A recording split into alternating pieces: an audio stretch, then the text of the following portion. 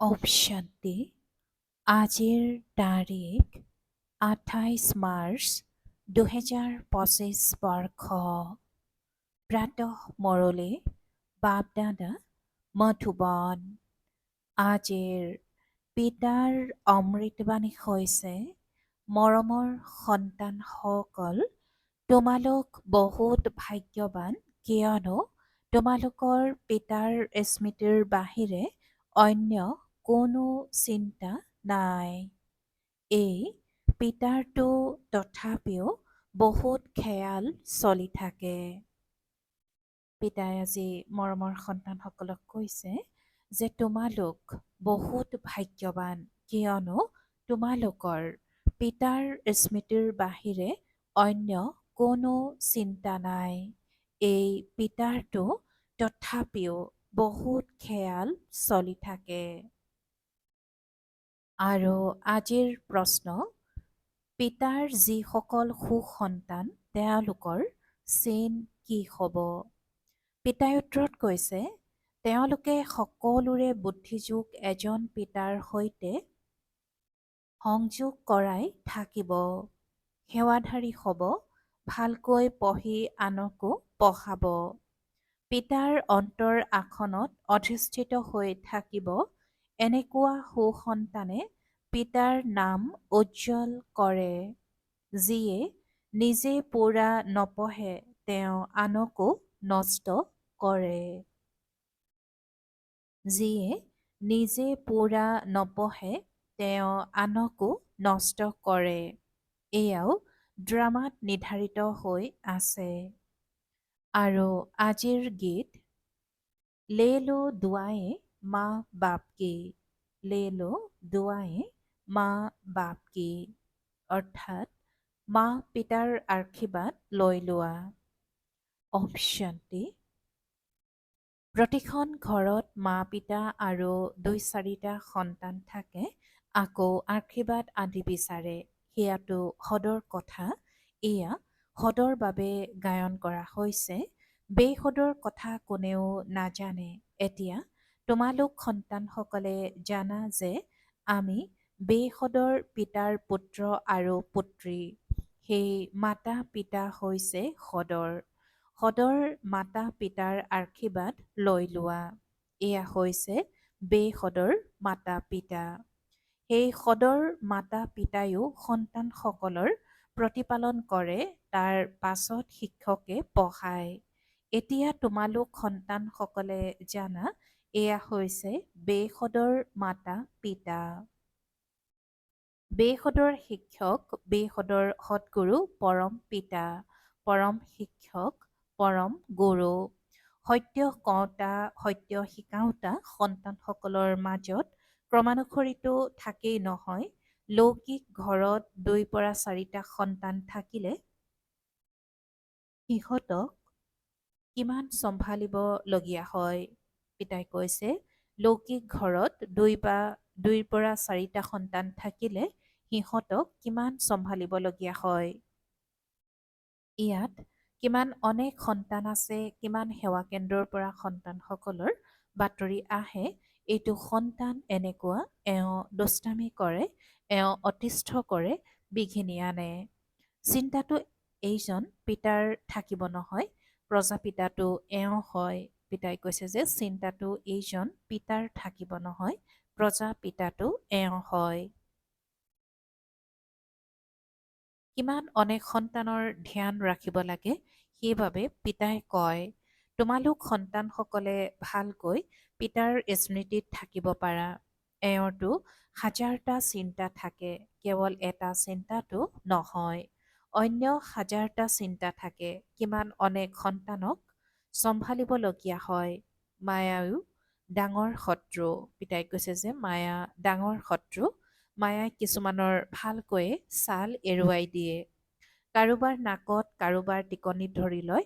ইমানবিলাকৰ চিন্তাটো কৰিবলগীয়া হয়, তথাপিও বেসদৰ পিতাৰ স্মৃতিত থাকিব লাগে।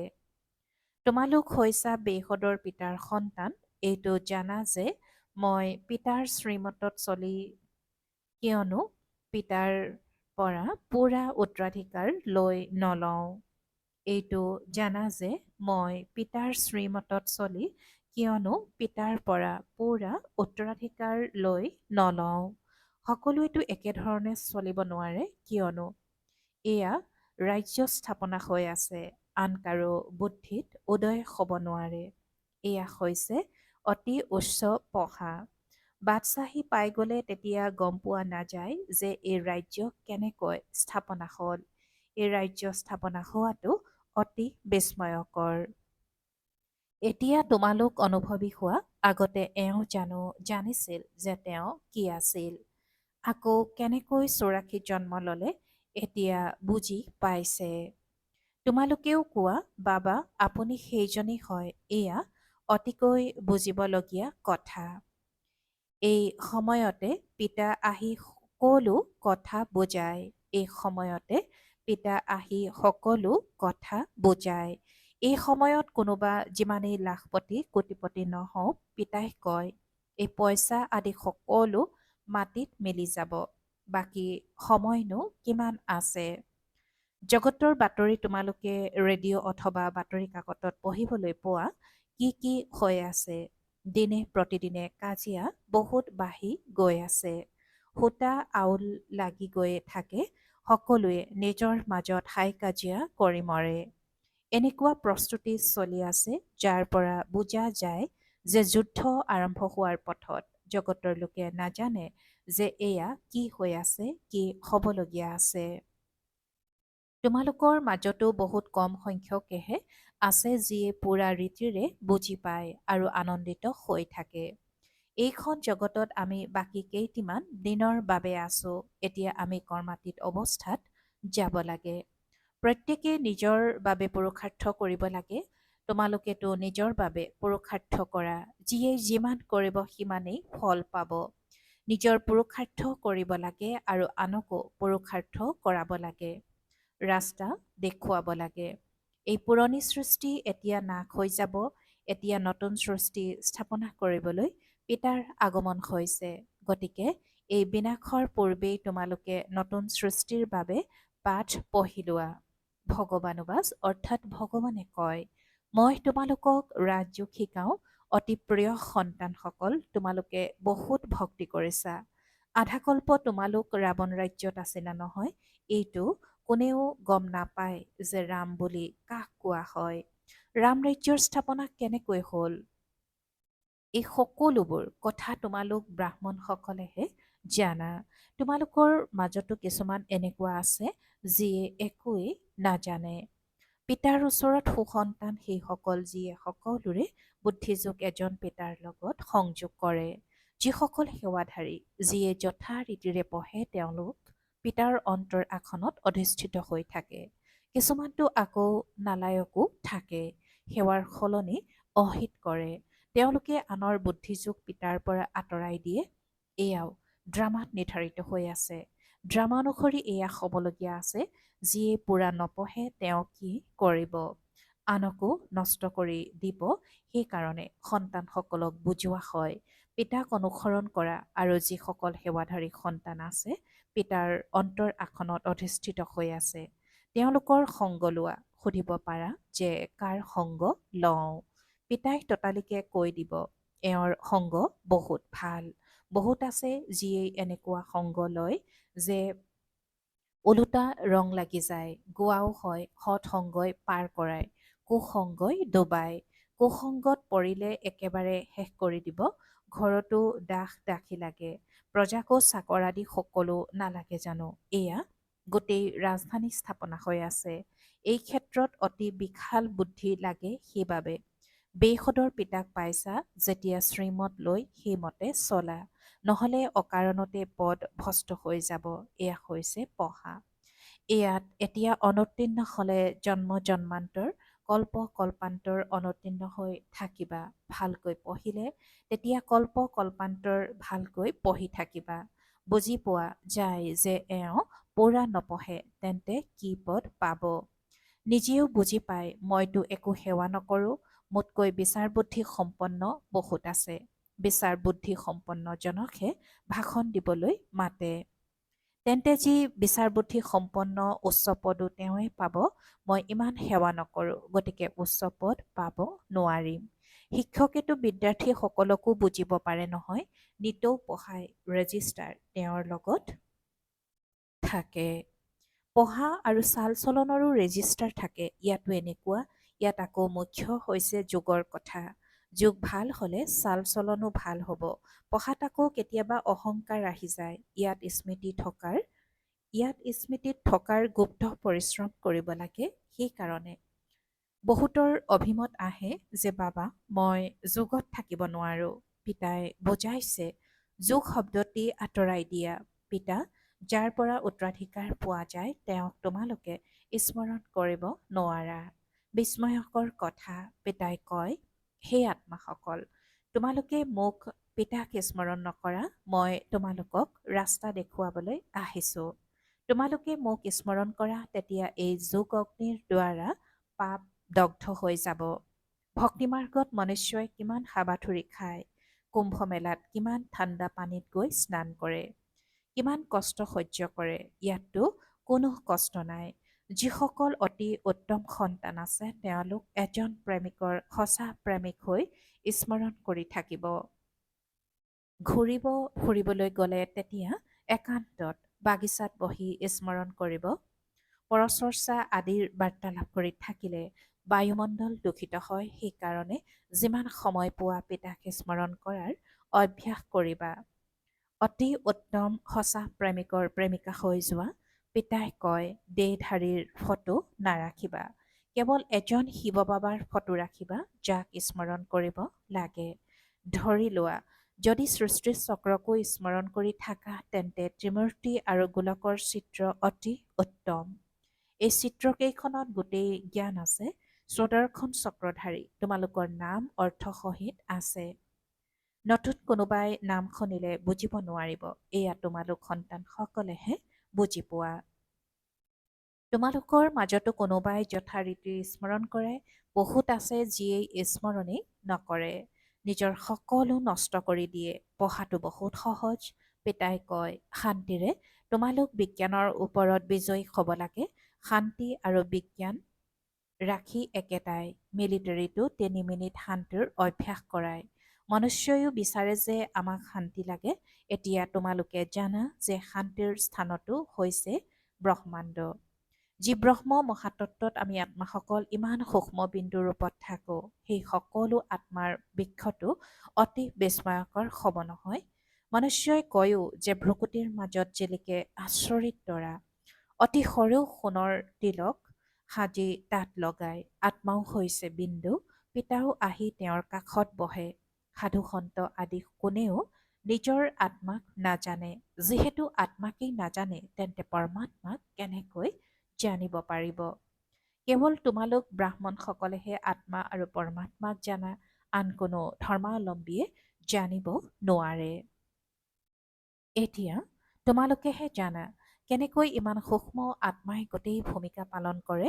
সৎসংগতো বহুত কৰে, একোৱেই বুজি নাপায়। এওঁ বহুত গুৰুৰ শৰণাগত হৈছিল। এতিয়া পিতাই কয় এই সকলোবোৰ হৈছে ভক্তিমাৰ্গৰ গুৰু। জ্ঞান মাৰ্গৰ গুৰু এজনেই। দ্বৈত মুকুটধাৰী ৰজাসকলৰ আগত একক মুকুটধাৰী ৰজাসকলে মোৰ দুৱাই নমস্কাৰ জনায়, কিয়নো তেওঁলোক পবিত্ৰ। সেই পবিত্ৰ ৰজাসকলৰে মন্দিৰ সজোৱা আছে। পতিত গৈ তেওঁলোকৰ আগত মোৰ দুৱাই। কিন্তু তেওঁলোকে জানো এইটো জানে যে এওঁলোক কোন, আমি কিয় মোৰ দুৱাওঁ। সোমনাথৰ মন্দিৰ নিৰ্মাণ কৰিলে, এতিয়া পূজাটো কৰে, কিন্তু বিন্দুৰ পূজা কেনেকৈ কৰিব? বিন্দুৰ মন্দিৰ কেনেকৈ নিৰ্মাণ কৰিব? এয়া হৈছে অতি গুহ্য কথা। গীতা আদিত জানো এইবোৰ কথা আছে যে নিজেই মালিক তেওঁৱেই পূজায়। এতিয়া তোমালোকে জানা যে কেনেকৈ ইমান সূক্ষ্ম আত্মাত ভূমিকা নিহিত হৈ আছে। আত্মাও অবিনাশী, ভূমিকাও অবিনাশী। বিস্ময়কৰ নহয় জানো? এয়া সকলো পূৰ্ব নিৰ্ধাৰিত খেল। কোৱাও হয় যে যি পূৰ্বে ৰচি থোৱা আছে সেয়াই ৰচি আছে। ড্ৰামাত যি নিৰ্ধাৰিত হৈ আছে সেয়াটো নিশ্চয় হ'ব। চিন্তা কৰাৰ কথা নাই। তোমালোক সন্তানসকলে এতিয়া নিজে নিজৰ সৈতে প্ৰতিজ্ঞা কৰিব লাগে যে যিয়েই নহওক চকুলো ওলাবলৈ নিদিওঁ। অমুক মৰি গ'ল, আত্মা গৈ অন্য শৰীৰত প্ৰৱেশ কৰিলে, তেন্তে কন্দাৰ কি দৰকাৰ, ঘূৰিটো আহিব নোৱাৰে। চকুলো ওলাল অনুতীৰ্ণ হৈ গলা সেইবাবে বাবাই কয় প্ৰতিজ্ঞা কৰা, মই কেতিয়াও নাকান্দো। চিন্তা আছিল ব্ৰহ্মৰ সিপাৰে থকা পিতাৰ, তেওঁক পাই গলো, বাকী কি লাগে। পিতাই কয় তোমালোকে মোক পিতাক স্মৰণ কৰা, মই এবাৰেই আহোঁ এই ৰাজধানী স্থাপনা কৰিবলৈ, ইয়াত যুদ্ধ আদিৰ কোনো কথা নাই। গীতাত দেখুৱাইছে যুদ্ধ লাগিল, কেৱল পাণ্ডৱ ৰক্ষা পৰিল।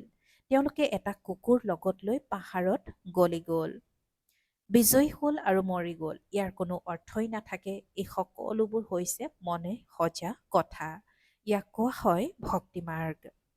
পিতাই কয় যে তোমালোক সন্তানসকলৰ ইয়াৰ প্ৰতি বৈৰাগ্য জন্মা উচিত। পুৰণি বস্তুৰ প্ৰতি ঘৃণা নজন্মে জানো, ঘৃণা শব্দটি ৰুক্ষ, বৈৰাগ্য শব্দটি মিঠা। যেতিয়া জ্ঞান পোৱা যায় তেতিয়া ভক্তিৰ প্ৰতি বৈৰাগ্য জন্মে। সত্যযুগ ত্ৰেতাততো আকৌ জ্ঞানৰ প্ৰালব্ধ ২১ জন্মৰ বাবে প্ৰাপ্ত হৈ যায়, তাত জ্ঞানৰ দৰকাৰ নাথাকে। আকৌ যেতিয়া তোমালোক বাম অৰ্থাৎ বিকাৰী মাৰ্গত যোৱা তেতিয়া চিৰি নামি যোৱা। এতিয়া হৈছে অন্ত। পিতাই কয় এতিয়া এই পুৰণি জগতখনৰ পৰা তোমালোক সন্তানসকলৰ বৈৰাগ্য জন্মিব। তোমালোক এতিয়া শূদ্ৰৰ পৰা ব্ৰাহ্মণ হৈছা, আকৌ ব্ৰাহ্মণৰ পৰা দেৱতা হবা। অন্য মনুষ্যই এই কথাবোৰৰ পৰা কি জানিব, যদিও বিৰাট ৰূপৰ চিত্ৰ অংকন কৰে, কিন্তু তাত টিকনিও অৰ্থাৎ ব্ৰাহ্মণো নাই আৰু শিৱও নাই। এনেকৈ কৈ দিয়ে যে দেৱতা, ক্ষত্ৰিয়, বৈশ্য, শূদ্ৰ। কেৱল শূদ্ৰৰ পৰা দেৱতা কেনেকৈ কোনে কৰি তোলে এয়া একো নাজানে। পিতাই কয় তোমালোক দেৱী দেৱতাসকল কিমান চহকী আছিল, এতিয়া সেই সকলো ধন ক'ত গ'ল। মোৰ দুৱাই দুৱাই কপাল ঘঁহি ঘঁহি ধন হেৰুৱাই পেলালা। কালিৰ কথা নহয় জানো, তোমালোকক এনেকৈ গঢ়ি থৈ গলো, আকৌ তোমালোক কি হৈ গলা ভাল বাৰু। অতি মৰমৰ কল্পৰ পাছত পুনৰাই মিলিত হোৱা সন্তানসকলৰ প্ৰতি মাতা পিতা বাপ দাদাৰ স্নেহপূৰ্ণ স্মৰণ আৰু সুপ্ৰভাত। আত্মিক পিতাৰ আত্মিক সন্তানসকলৰ প্ৰতি নমস্কাৰ আৰু আত্মিক সন্তানসকলৰ আত্মিক মাত পিতা আৰু বাপ দাদাৰ প্ৰতি স্নেহপূৰ্ণ স্মৰণ আৰু সুপ্ৰভাত আৰু নমস্কাৰ নমস্কাৰ নমস্কাৰ। আৰু আজিৰ ধাৰণাৰ বাবে মুখ্য সাৰ প্ৰথমতে পৰচিন্তনৰ বাৰ্তালাপৰ দ্বাৰা বাতাবৰণ নষ্ট কৰিব নালাগে। একান্তত বহি সঁচা প্ৰেমিকা হৈ নিজৰ প্ৰেমিকক স্মৰণ কৰিব লাগে। দ্বিতীয়তে নিজে নিজৰ সৈতে প্ৰতিজ্ঞা কৰিব লাগে যে মই কেতিয়াও নাকান্দো। চকুলো ওলাবলৈ নিদিওঁ। যি সেৱাধাৰী পিতাৰ অন্তৰত অধিষ্ঠিত হৈ আছে তেওঁৰহে সংগ ল'ব লাগে। নিজৰ ৰেজিষ্টাৰ বহুত ভালকৈ ৰাখিব লাগে। আৰু আজিৰ বৰদান শক্তিশালী বৃত্তিৰে মনৰ সেৱা কৰোঁতা বিশ্ব কল্যাণকাৰী হোৱা। শক্তিশালী বৃত্তিৰে মনৰ সেৱা কৰোঁতা বিশ্ব কল্যাণকাৰী হোৱা। আৰু আজিৰ বৰদানৰ ব্যাখ্যা বিশ্বৰ ধৰফৰাই থকা আত্মাসকলক মাৰ্গদৰ্শন কৰিবলৈ সাক্ষাৎ পিতাৰ সমান লাইট হাউচ মাইট হাউচ হোৱা। লক্ষ্য ৰাখা যে প্ৰত্যেক আত্মাক কিবা নহয় কিবা দিব লাগে, লাগিলে মুক্তি দিয়া বা জীৱন মুক্তি দিয়া। সকলোৰে প্ৰতি মহাদানী আৰু বৰদানী হোৱা। এতিয়া নিজৰ নিজৰ স্থানৰ সেৱাটো কৰা, কিন্তু একেটা স্থানত থাকি মনৰ শক্তিৰে বায়ুমণ্ডল প্ৰকম্পনৰ দ্বাৰা বিশ্বৰ সেৱা কৰা। এনেকুৱা শক্তিশালী বৃত্তি গঢ়ি তোলা যাৰ দ্বাৰা বায়ুমণ্ডল গঢ়ি উঠে, তেতিয়া বিশ্ব কল্যাণকাৰী আত্মা বুলি কোৱা হ'ব। আৰু আজিৰ শ্লোগান অশৰীৰীবোধৰ ব্যায়াম আৰু ব্যৰ্থ সংকল্পৰূপী ভোজনৰ সংযমেৰে নিজক স্বাস্থ্যৱান কৰি তোলা। অশৰীৰীবোধৰ ব্যায়াম আৰু ব্যৰ্থ সংকল্পৰূপী ভোজনৰ সংযমেৰে নিজক স্বাস্থ্যৱান কৰি তোলা। ওম শান্তি। সত্যতা আৰু সভ্যতাৰূপী সংস্কৃতি ধাৰণ কৰিবলৈ আজিৰ অব্যক্ত সংকেত। এতিয়া নিজৰ ভাষণৰ ৰূপৰেখা নতুন কৰা। এতিয়া নিজৰ ভাষণৰ ৰূপৰেখা নতুন কৰা। বিশ্ব শান্তিৰ ভাষণটো বহুত দিলা, কিন্তু আধ্যাত্মিক জ্ঞান আৰু শক্তি কি আৰু ইয়াৰ উৎস কোন? এইটো সত্যতা সভ্যতাপূৰ্বক সিদ্ধ কৰা। সকলোৱে যাতে বুজি পায় যে এয়া ভগৱানৰ কাৰ্য চলি আছে। মাতাসকলে বহুত ভাল কাৰ্য কৰি আছে। মাতাসকলে বহুত ভাল কাৰ্য কৰি আছে। সময় অনুসৰি এই ধৰণীও সাজু কৰিবলগীয়া হ'ল, কিন্তু যেনেকৈ পিতাকে সন্তানক প্ৰত্যক্ষ কৰে, তেনেকৈ সন্তানে পিতাকক প্ৰত্যক্ষ কৰক, তেতিয়া প্ৰত্যক্ষতাৰ পতাকা উৰিব। ওম শান্তি।